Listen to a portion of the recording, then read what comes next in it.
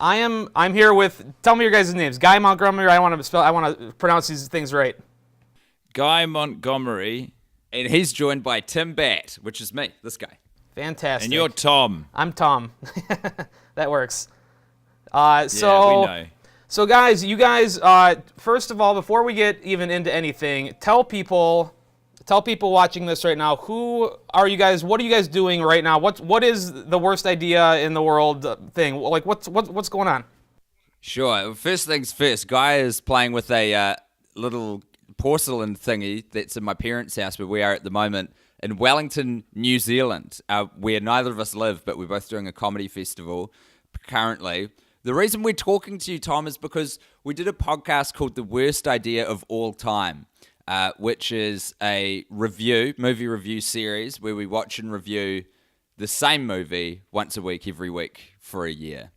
Yeah, so recently, mercifully, we have retired the podcast, but for it was actually stretched over 4 grueling years, I think, just with breaks and whatnot. We did, first of all, we did Grown Ups 2, the Adam Sandler vehicle, starring all of Adam Sandler's various chums.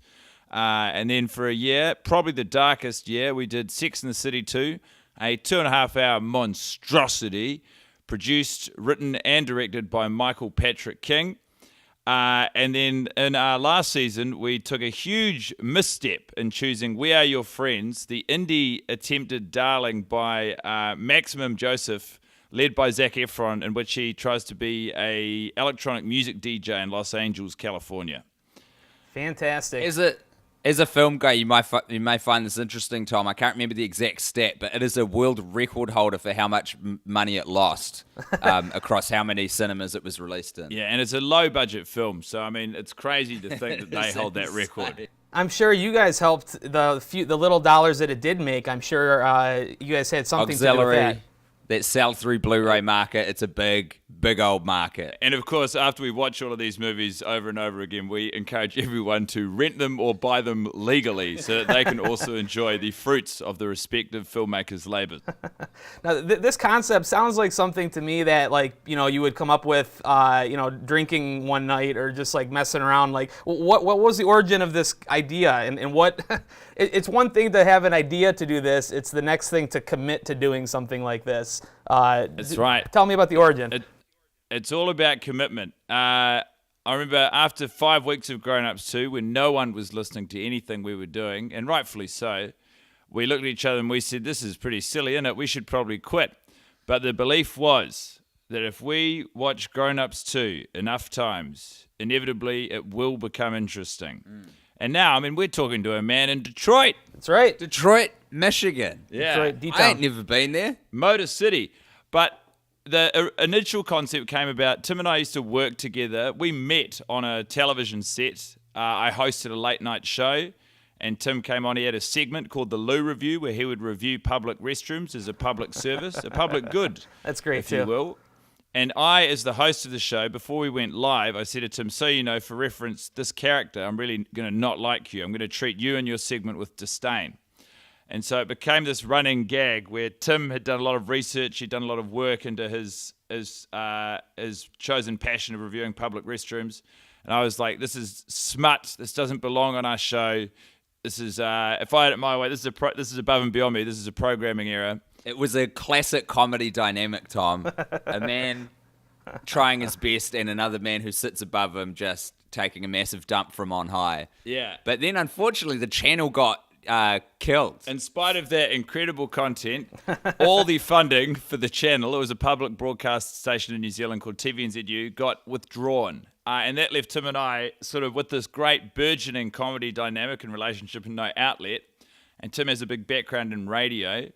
And I have a background of being fucking hilarious. And so we sort of put our heads together in the studio after I did an interview, I think, with you. Yeah. And I can't remember. We came up with it on the street as Guy was leaving the building. I had him on a radio show on the weekend, and we just came up with this stupid idea. And then we said, we'll do Grown Ups. And then I think it was you who said, it'd be funnier if we did Grown Ups 2 instead of seeing the first one at all. I was like, that's great. And then Guy was like, right, so when should we do this? It's like, come around tomorrow. We will record the first episode tomorrow. And we did, and we just didn't stop. We recorded it into a Yeti surrounded by egg cartons. The audio quality is, I mean, staggeringly poor. But, and also probably what we talk about, we would have been finding our feet.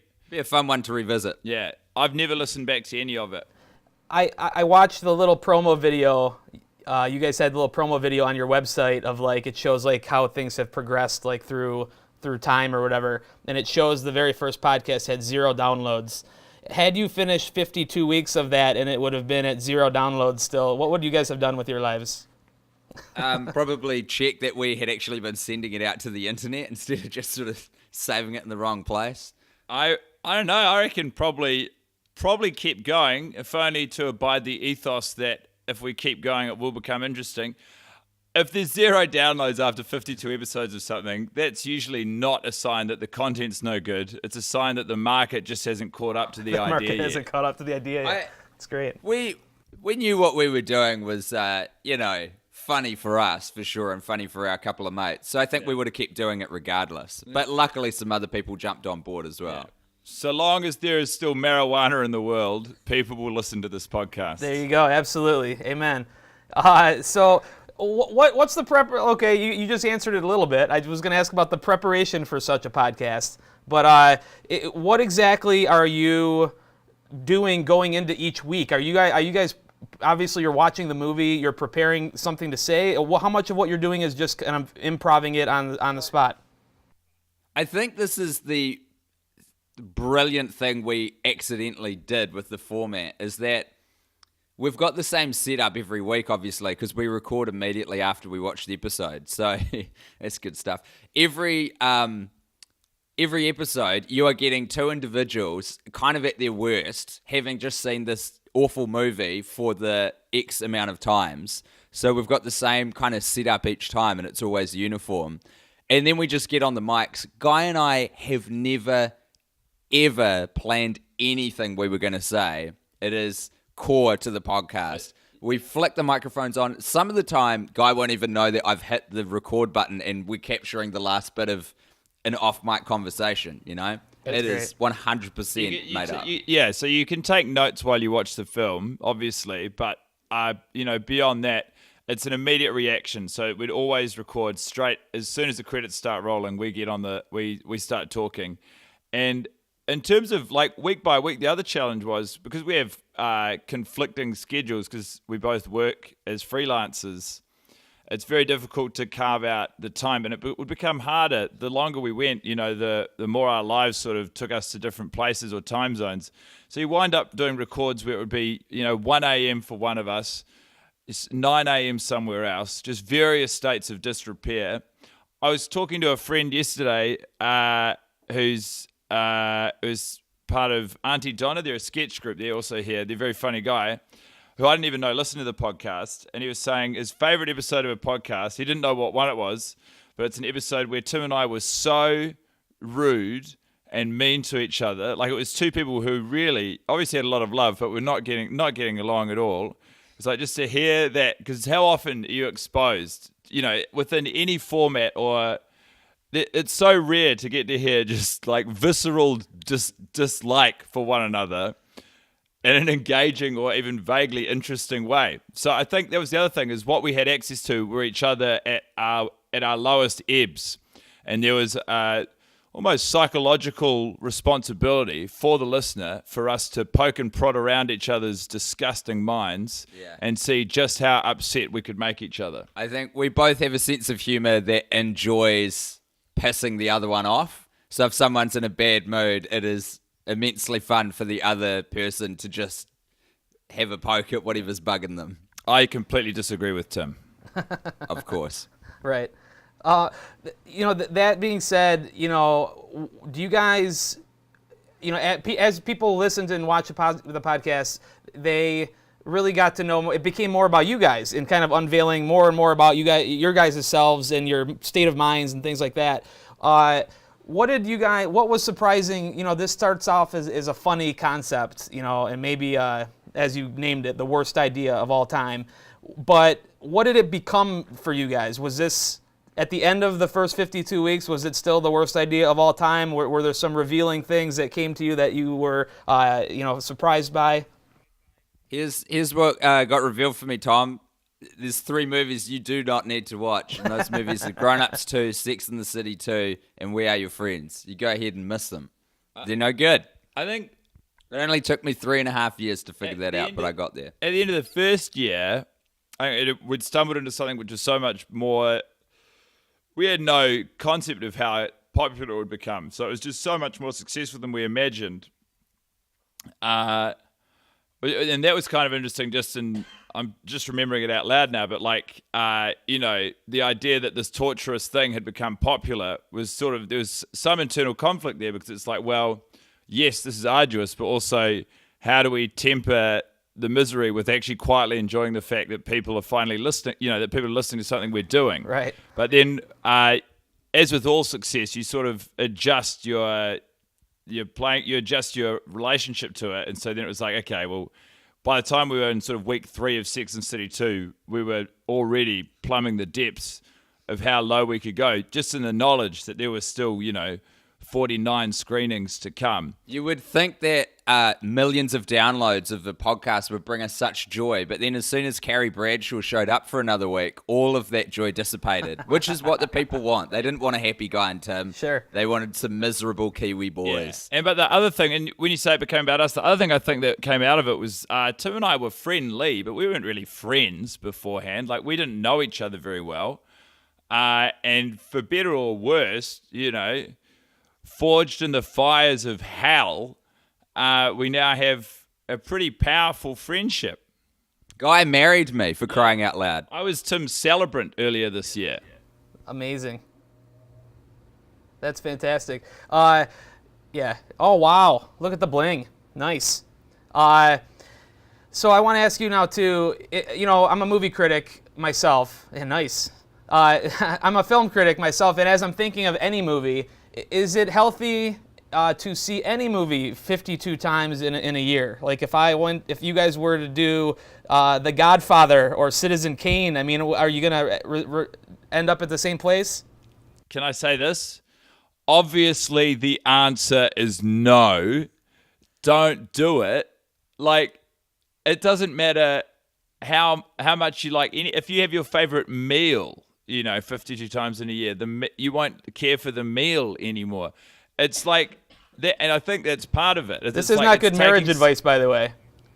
Yeah, well, yeah, this is separate to marriage, but it's just you don't the whole concept is like you take something which should have barely have been watched once, and you just smash it to bits by just going over and over and over again. Like, that's what made We Are Your Friends the most challenging season, is because when you're watching it, you could see the care and effort that had gone into the movie, and you felt it sort of was a reflection back on us. It was the first time I felt remotely bad for what we're doing, because it's like, these are people. Some people really were invested in this, going, well, it's less fun to shit on something that has earnest, there's earnest effort gone into.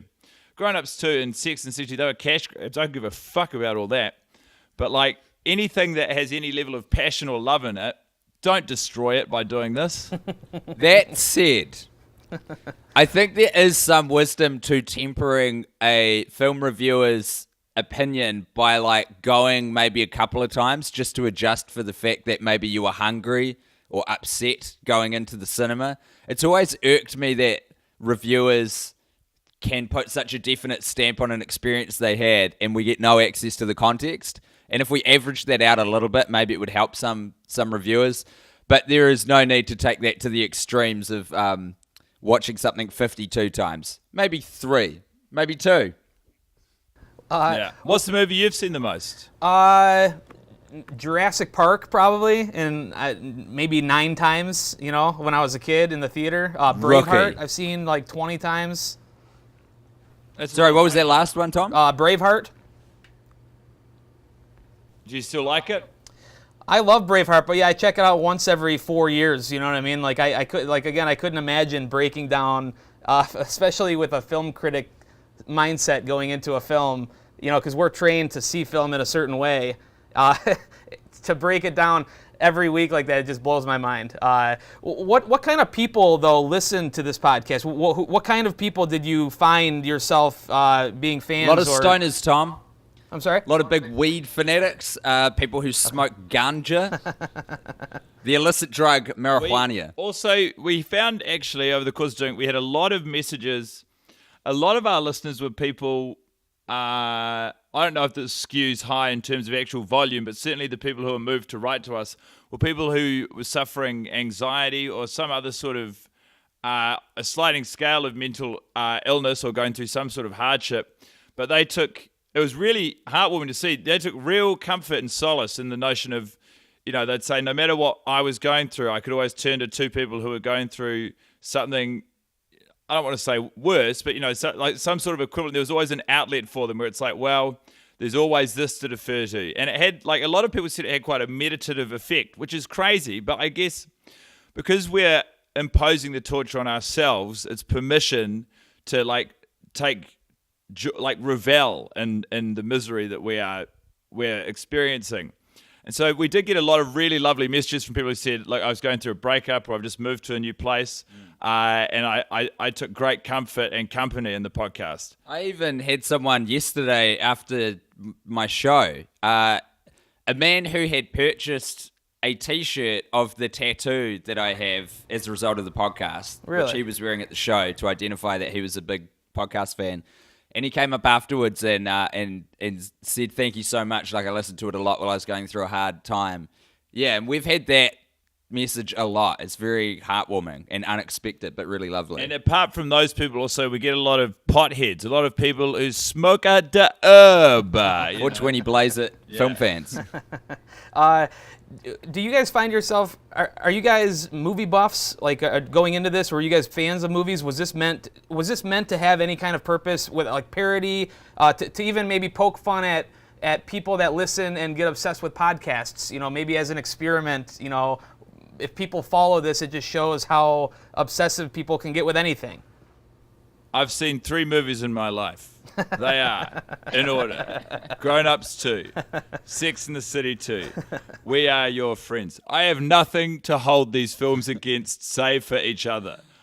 I refuse to engage with any other cinema. This project, and also me reviewing the public restrooms, which was kind of the kickoff in some ways of all of this, they did come from a similar place, which is that I have a healthy amount of disdain for reviewers and reviewing as a concept. I just think there's certainly a good chunk of me that recognizes the importance of tastemakers and having people to navigate us through the very ocean of content we find ourselves surrounded by these days. But by the same token, I just can't help but shake the feeling of it's like, come on, guys, all these fucking people poured their hearts and souls into this project. You go and see it once for 90 minutes in a cinema and take a big dump on it. It's a bit rough. So I've always had that. As someone who likes to try and create things and is often fall short in making it good, there's a little bit of a shoulder punch to the reviewers in the room. Yeah, that's just me though. Guy loves reviewers. I don't really feel too strongly either way.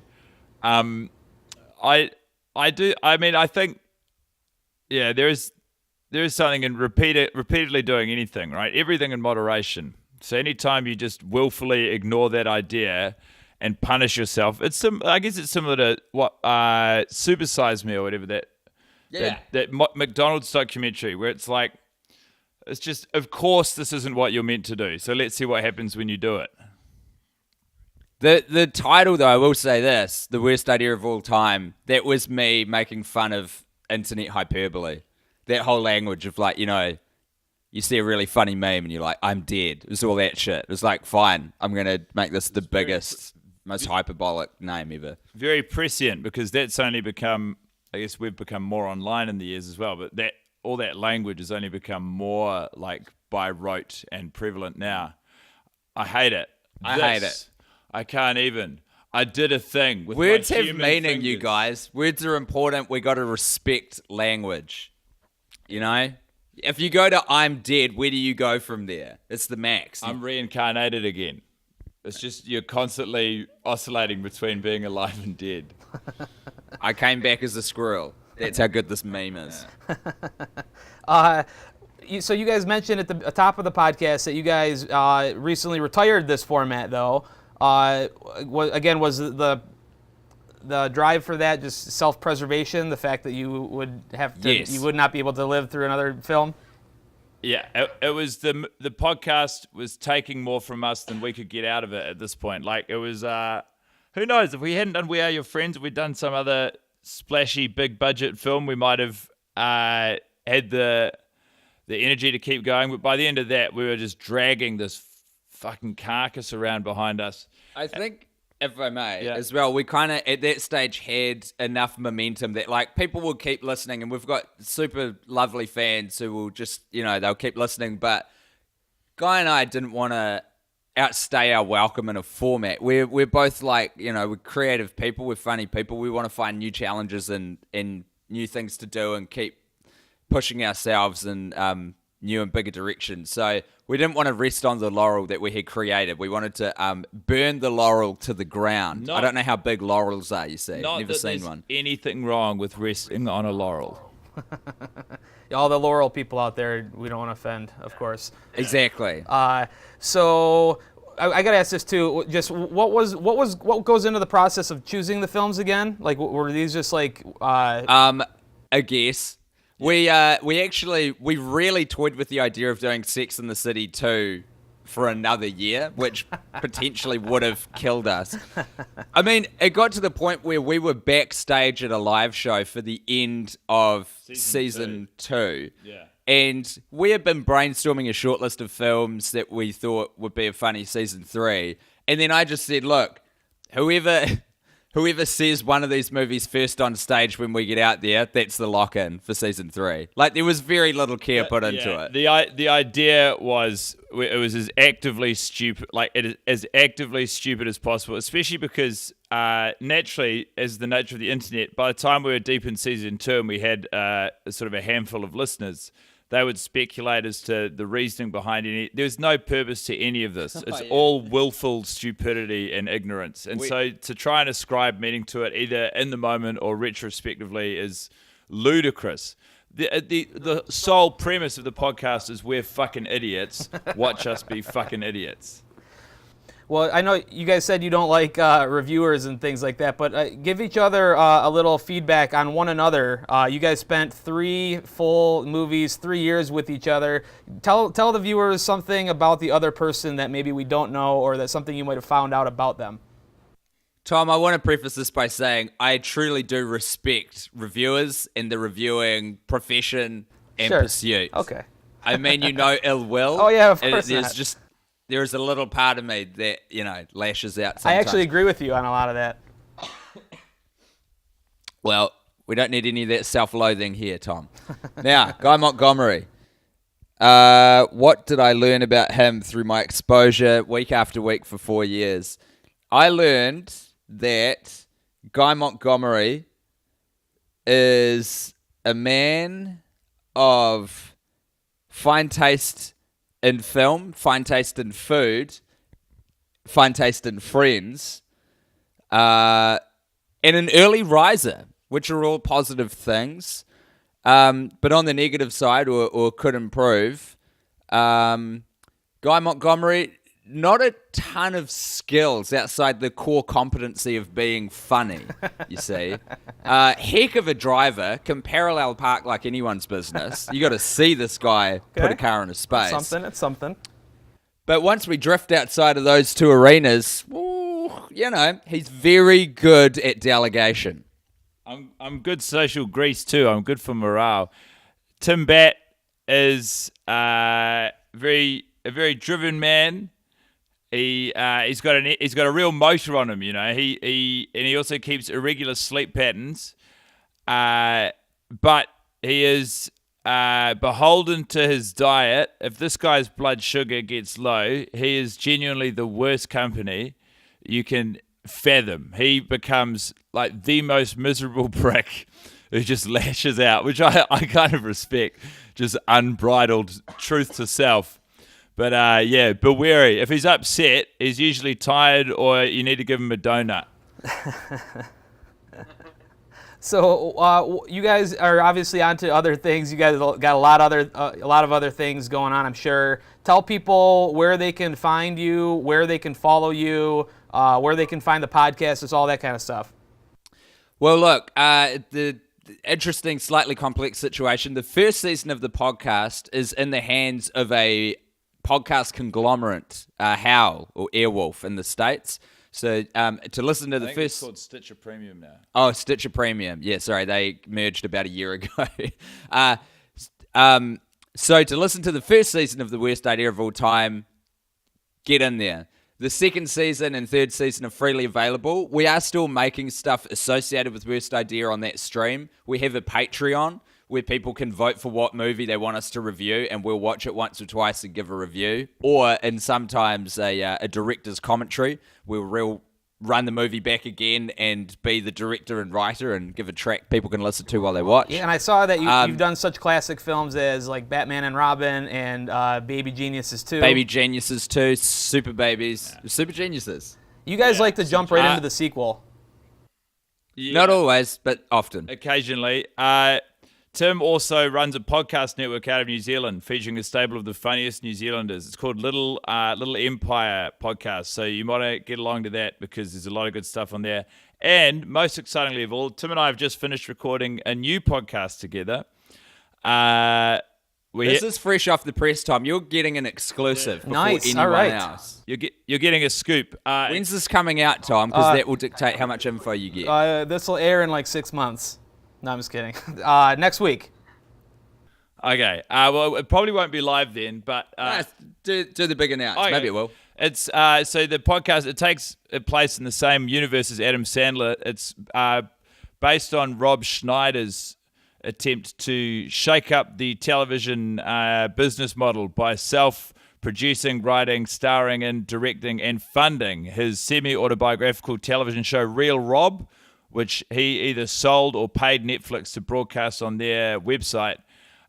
We have, in shotgun fashion, we watched 8 episodes more or less back to back, and it's a critical analysis of them. It's called Undercooked and Overlooked, and we've got special guests for each episode. It's just very silly fun, and we'll release it as a bundle, so it'll be like one season, and then we'll do another season at some point in the near future.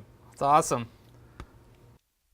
That's just for you, Tom. That's your intel. I appreciate that. That is fantastic.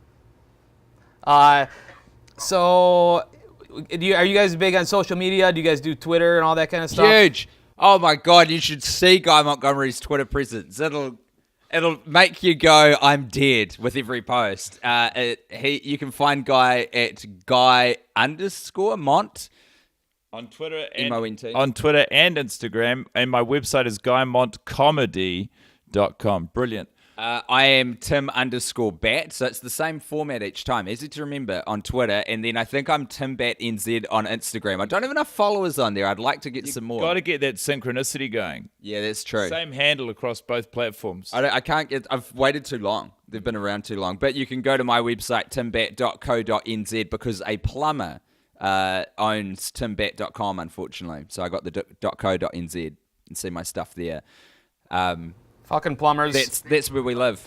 Yeah, man, you said it. Fucking plumbers. What purpose do they serve? What? Why does he need a .com? Yeah. He's just a guy. We can all wash ourselves in rivers and shit in the woods. We don't need you plumbers. Yeah, and you don't need websites. Get in the yellow pages where you belong, you cretin. I once was at a Detroit Lions football game tailgate, and there was the Porta-John things there, and they had a big bumper sticker on it that said toilets.com. No other description. I didn't exactly know what people were supposed to do on the site or what the use was for, but apparently that's what they're trying to advertise. Well, I'm going to go on there right now because that is right in my interest of bathrooms. Exactly. Oh, man. Well, guys, this was super duper cool. I'm already big fans of yours just from talking to both of you. I wish you all of the best, and I really appreciate your guys' time to talk with me today. Thanks a lot, Tom. All the best to your listeners, watchers, and the sweet, sweet residents of Michigan. And as a final note, I would highly recommend everyone get on toilets.com. This website looks like it was built in 1998. It is tremendous. We've got animated GIFs. We've got weird drop-down boxes. We've got non-optimized homepages that don't correctly resolve on a mobile. We've got perhaps a Flash plugin needed. Just astounding. Nobody ever expected that they would go to the site, so I don't think they put the proper time into it. But I don't think so. But and wait for your URL wait till your like toilets.com. wait till this airs on Movie Show Plus, man, for your Instagram numbers to just go through the roof. Through the goddamn roof. We look forward to it. All right, guys. Thank you, Tom. Hey, thanks a lot again. Take care. See ya.